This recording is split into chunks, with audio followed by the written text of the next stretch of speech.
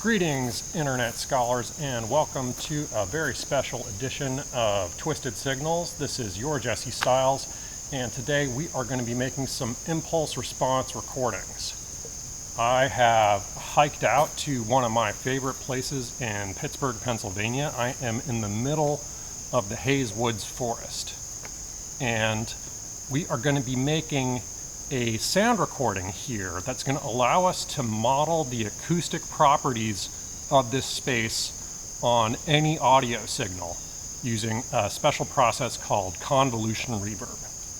And to do this kind of magic audio processing, we need this special impulse response recording. So an impulse signal is this special signal that instantaneously goes high and then immediately goes low. And if you're going to think about that as a sound, that's going to be a sound that goes bang. So it's instantaneously really loud and then immediately goes down to zero. There's different ways you can do this. Some people have used starter pistols to generate that bang sound that you're going to record. There's some sneaky things you can do with like sine wave sweeps. But today I'm going lo-fi. I've got my impulse signal generator right here. This is just a normal party balloon. I'm going to blow this up and I'm going to explode it and I'm going to record the sound of that bang. So step one is to prep our signal generator. I'm going to inflate this. Step two is to get the sound recorder ready, and we want to make sure that the input settings are set like really low, because this is a really loud sound and I don't want to get distortion. So I've already done that. I've got my sound recorder rolling. The input gain is at a very low value because this is going to be so frickin' loud. And then step three is to explode this balloon and record the sound of the Hayes Woods Forest reverberating in response to this impulse signal. So let's try it.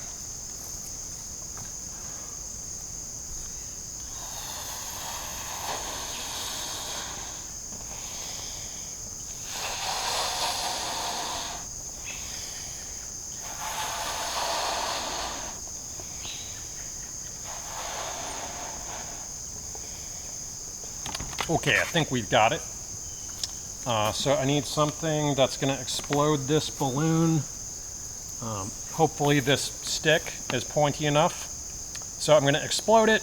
We're going to record the sound, and this will allow us to model the acoustic behavior of whatever space we're doing this inside of. So here goes.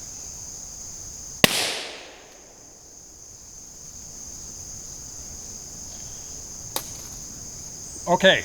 So we'll see how that turned out. Hopefully I set my levels correctly and I got a nice clean recording of that bang, and we could hear the bang reverberate around. I have high hopes for this experiment. This is actually one of my favorite parts of the forest. During the time of the year when there's a lot of birds singing, you can hear the bird songs kind of bounce around off of all the different trees and the hillsides that are surrounding me in this little valley that I'm in the middle of. So hopefully this will sound really cool when we put other types of sounds into it. I guess just one caveat I want to make about this particular recording is we would really want to do this in silence to get a perfect capturing of the acoustic behavior of this space. I'm recording this in the fall. There's actually not a lot of birds right now, but there's insects. So you can hear a kind of ambient, high frequency chirping drone of all the insects in the forest. So the impulse signal that I recorded, I think the signal is going to be a lot more powerful than that level of noise that's in here. But those insects, that's kind of my noise floor. So hopefully this will produce a usable recording. Maybe it's going to be somewhat colored by this high frequency noise that's sort of inherent in my impulse response recording. So the reverberation that we're going to get as a result of this, it could be, a little bit colorized by that. Maybe it'll be interesting. Who knows? Okay, one other thing I want to say is I put some interesting effects on the video that led up to this demonstration. If you want to see a breakdown of how that patch works, check that out in the other video that's linked here. Okay, let's go back to where our computers are.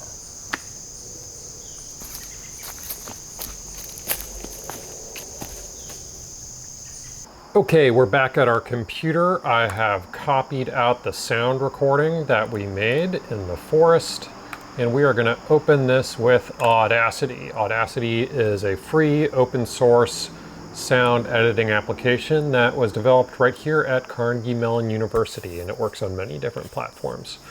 This is a whole 9-minute sound file. The first few minutes of it is me talking.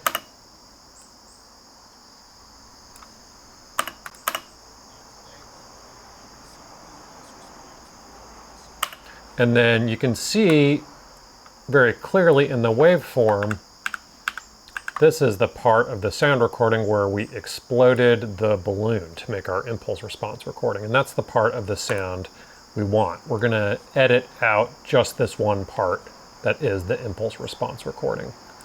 So we can just do some shift select to select all this time ahead of the impulse signal. And we're going to delete it. We're going to zoom in to make sure we don't accidentally edit out parts of the sound that we want to keep. All right, that looks like a good edit for the beginning of it. You can see here is where the impulse starts, and that bang sound bounces around in our sound environment. And we're getting all these kind of like echoes that are shifted through time and filtered by all the different materials in the space. So this would be the trees and the hillside and so forth. And then I've still got another few minutes of sound after this. So I want to trim out the end as well. So let's listen to this and try to figure out where the impulse response stops. And I'm just going to do that by listening. I'll pull down the volume so I don't hurt my ears. That sounds like it's still going. Let's try this. Maybe a little more just to be safe.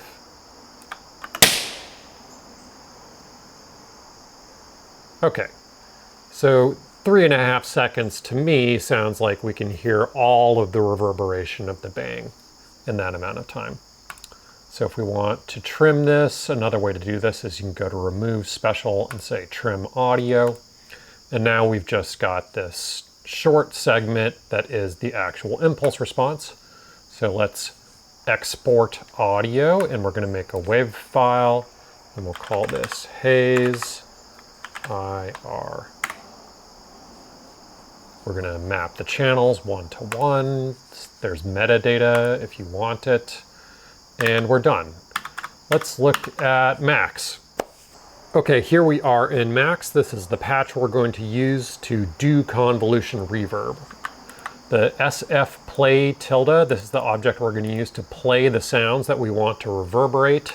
And then here is a widget where we can drop the impulse responses, and this will apply the acoustics from that space to this other sound.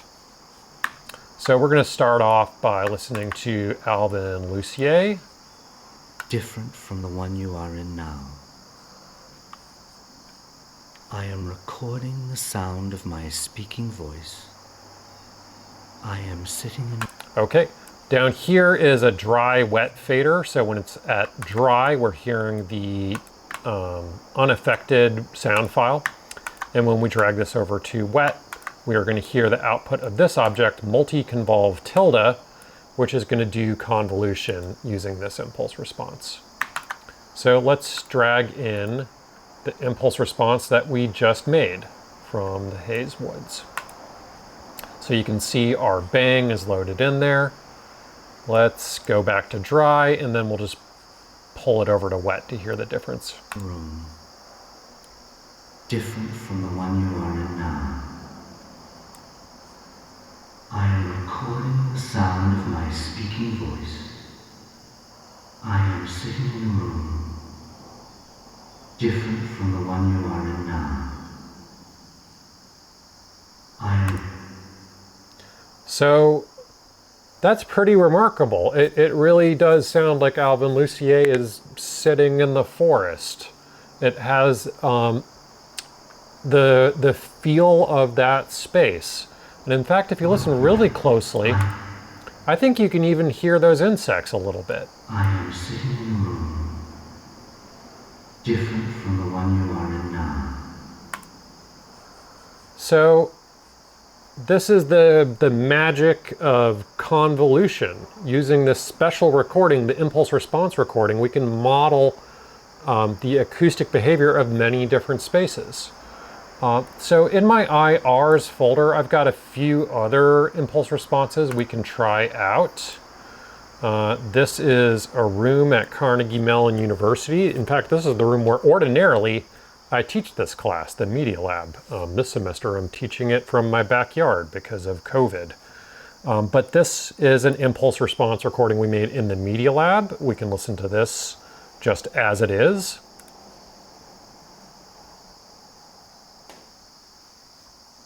So just a bang. Here is a recording we made also in the Hunt Library, but this was made in the stairwell, which is, the Hunt Library is a 4-story building and the stairwell goes, so it's a kind of 4-story high tunnel. So sounds in the stairwell really reverberate for a long time, and you can hear that in this impulse response recording.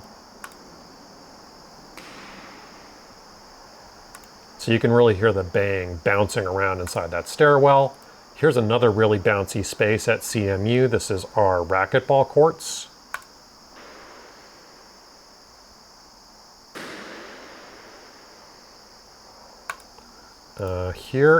This is the men's room in the Hunt Library.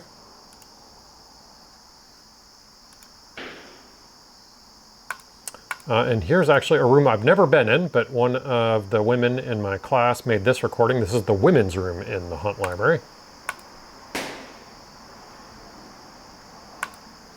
Okay, so let's listen to some of these spaces. Let's put Alvin Lucier in the Media Lab. I'm just going to drag it onto my widget. I am sitting in a room different from the one you are in now. And just to compare, dry. I am recording the sound of my speaking voice. I am sitting in a room So not too dramatic. different from the one you are in now. Let's try the stairwell. I am recording the sound of my speaking voice. I am sitting in a room. And I'll be if that doesn't sound exactly like the stairwell in Hunt Library. Let's try the racquetball court. Different from the one you are in now. I am recording the sound of my speaking voice. The men's room. I am sitting in a room That's different from the one you are in now. It sounds just like the men's room. It does not smell like the men's room, thankfully. Recording the sound of my speaking voice. And the women's room. I am sitting in a room different from the one you are in now. So magical. Inside this subpatcher, you can see a little bit of housekeeping that we have to do in order for multi-convolved tilde to access the impulse response recordings correctly. So multi-convolved tilde, it actually wants you to use 2 different buffers if you have a 2-channel impulse response recording. So we made a stereo left-right buffer. So this subpatch loads a stereo buffer with the sound, and then it does some clever stuff to copy the left channel into a mono buffer named L and the right channel into a mono buffer named R. And that happens down here using peak tilde. So it peaks out one channel of this buffer and another channel into this buffer. And when the copying is done, it uses send and receive and tells multi-convolve tilde, you're going to refer to this buffer named L and this buffer named R, and you're going to convolve one input into one and the same one input into two, the other one, for a two-channel convolution engine. Also, this process makes the signal a lot louder depending on the duration of the impulse response. So we are measuring the duration of the sound, and we're using that to attenuate the output so that we don't get clipping. Let's put some different sounds into this to hear the musical effects. So here is a recording of a kalimba.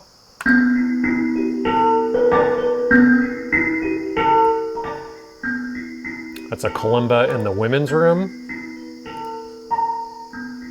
Let's go back to the racquetball court.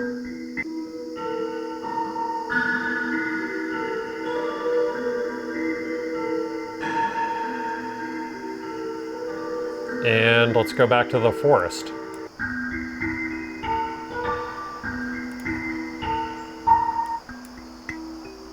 Normal. Forest.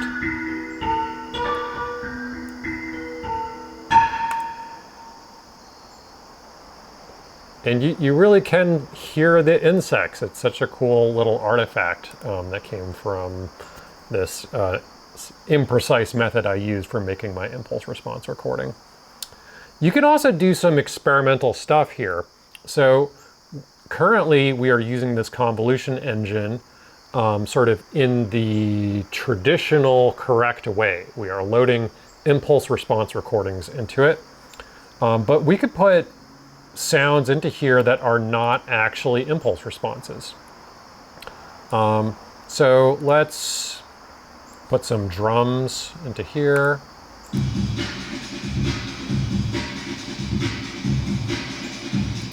All right, so that's drums in the forest.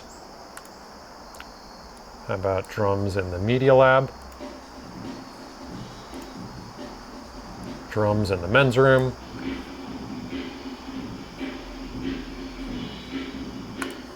All right, here is a sound that is not an impulse response. This is just a note from that kalimba.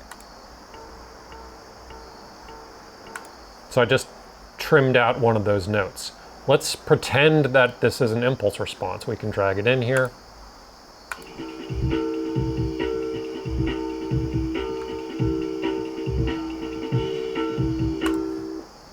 So that's pretty dope. We are using convolution on this sound, and we're kind of imprinting the spectral qualities of this kalimba onto our drum sound through convolution. Here's another sound. This is not an impulse response. This is just a little sound effect I had on my computer. So let's put that into our convolution engine and see what it sounds like.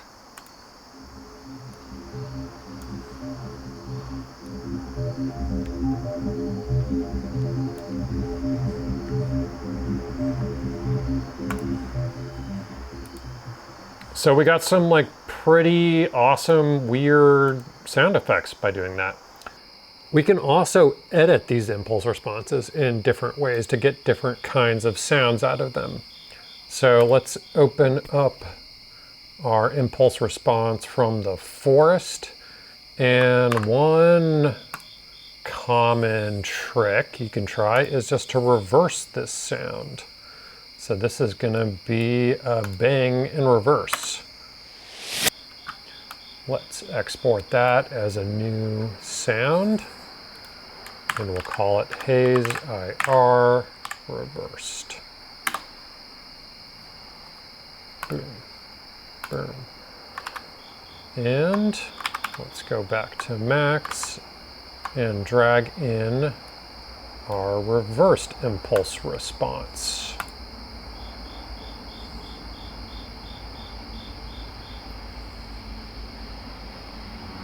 With my speaking voice, I am sitting in a room different from the one you are in now. I am recording the sound of my speaking voice. I am sitting in a different from the one you are in now. So crazy. So this, of course, this is an imaginary impulse response. This would be the response of a system in which you introduce an impulse signal, so you go bang, and the response of that system is silence, which gets louder and louder and louder until it hits this climax. This is what things would sound like in such a space. Other common tricks are you could change the speed of the sounds, and it would make it sound like you're in a bigger or smaller space if these are played at different speeds. So let's try speeding this up, and we could export that.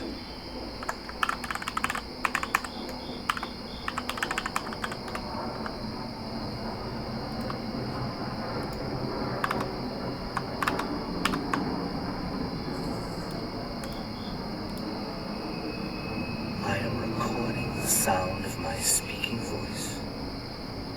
I am sitting in a room. So that sounds like a smaller space in which that dramatic effect happens much more quickly.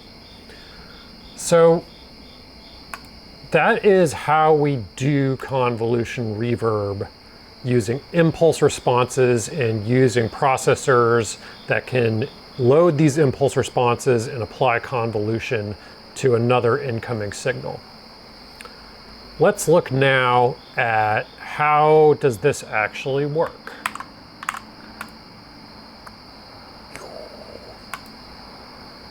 Convolution can be used to model the behavior of systems if those systems are linear shift invariant. We're going to look at what that means. Everything that we've looked at so far in this course is an example of a linear shift invariant system, and we're going to talk about why this is certainly true of acoustics and why we can use convolution to model acoustic spaces using impulse response recordings. So linear shift invariant, what does it mean? Linear has two components. When we say that a system is linear, one thing that we mean is that you can give it an input signal, run it through your system, and get a certain output signal. So here we've got, this is just 3 different sine waves summed together, and we're running it through this system. So this is just a low pass filter. And you can see the output, and some of the high frequency components have been removed in the output signal. Now we can take that same signal and we can scale that input signal. So here we are scaling the input signal times 2, and what we get is the same output also scaled by 2. And we could change this scaling factor if we scaled it by 0.1. I'm sorry, 0.1. We get the same output also scaled by 0.1. Or if we scaled it by 4, we get the same output scaled by 4. So this is intuitive that this would work for like an acoustic system, for example. If you play one sound in a room, you get a certain response. And if you play the same sound louder, it's intuitive that you would get the same response, but louder. So this is one aspect of linearity, is that you can give it an input signal and get an output, and then you can scale the input signal and get the same output also scaled. Another aspect of linearity is this, that we could give it 2 different signals. So here is signal 1, here is signal 2, and we would get the output to signal 1 and the output to signal 2. Now, for a system to be linear, we would also need to be able to add signals and get the same outputs also added. So here I am adding together signal 1 and signal 2, and we get this purple input signal.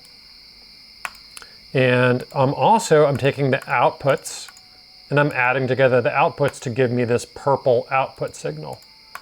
Now, you can see when I take the added together signals and run it through the same system, I get the same output. So this input plus this input gives me this output plus this output. That's another aspect of linearity, is the ability to add together different signals and get the same outputs added together. Now, shift invariant. When we're talking about a system that operates in time, what this means is that we can give it a certain input signal and get an output, and we could give it that same input at a different point in time and get the same output at a different point in time. So here I'm taking my input and I'm time shifting it 500 samples to get this output, and it's the same as the output, also time shifted by 500 samples. So this should also be intuitive if you want to think about the acoustics of a concert hall. It's going to sound the same way at 1 o'clock as it will at 2 o'clock. It doesn't matter when you put the signal in, you'll get the same output at any time, whether you time shift it or not. So if we know that a system is linear shift invariant, we can model that system using the impulse response, and here is why. This is an impulse signal. It goes immediately high and then it goes down to 0 forever. And here is an impulse response. So if we put this signal into some reverberant space or some kind of filter, we would get some output that looks like this. So probably the system has some kind of feedback because we're seeing this signal propagate over time. When we're talking about acoustic spaces, that feedback is the sound bouncing off of different surfaces. And it's also being filtered by those surfaces because the surfaces have different resonances and different absorptive properties. So our impulse response might look like this. Now, any arbitrary input signal, so over here, for example, we're just looking at a sine wave. Any input signal is itself just a series of impulse signals, except these impulse signals have been scaled. So here we see an impulse signal that's scaled by 0.75, perhaps. This is scaled by 1, scaled by 0.7, scaled by 0, and then these ones are scaled by some negative values. So these are scaled impulses, and they also are time shifted. So this one is time shifted by 1 sample, this one is time shifted by 2 samples, 3, 4, 5, and so on. So you can think of any signal this way. It's just a series of impulse signals that are all scaled by whatever the amplitude is, and they're all time shifted from some starting point.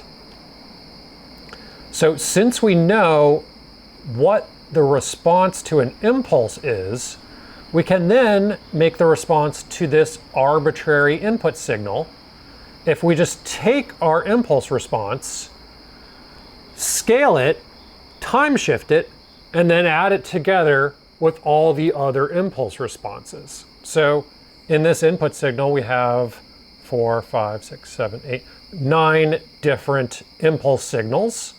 They're time shifted by 9 amounts, and they are scaled by 9 different amounts. So we are going to take 9 impulse responses. We're going to scale it according to the value of the sample. We're going to time shift it by the place of that sample, and then we're going to add them all together. And we know that we can do this because we know that the system is linear, meaning we can scale it, and also meaning that we can add together different inputs, and we know that it is shift invariant. So this model will work for us because we have an impulse response. We can model the behavior of the system on any input using that impulse response. Okay, folks, thank you for joining us for this very special adventure into the world of impulse responses and convolution. We'll see you next time. Peace.